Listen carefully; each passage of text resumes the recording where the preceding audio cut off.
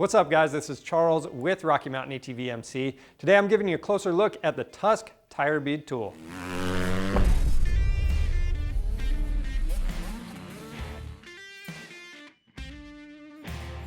If you've ever Googled how to change a motorcycle tire, then you know there's about 100 different ways to change one.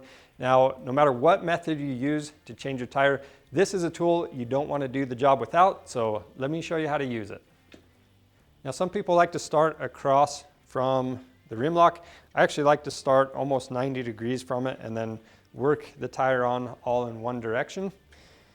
So what I'm going to do is take 2 tire spoons,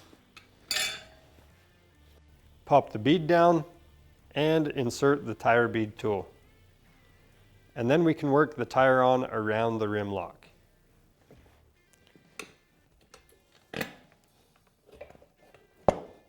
So to get this tire installed all of the way, you probably already know you need to keep the bead down in the dish of the rim. And that's exactly what this tool does. As you go through the process, the last little bit, you might need to press along the edge of the tire to make sure everything's down in that dish. But again, this is going to make the job a lot easier.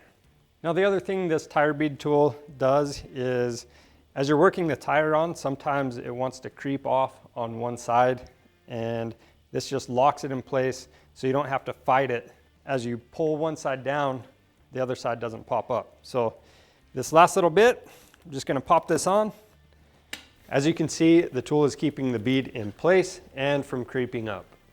And then we'll remove the tool.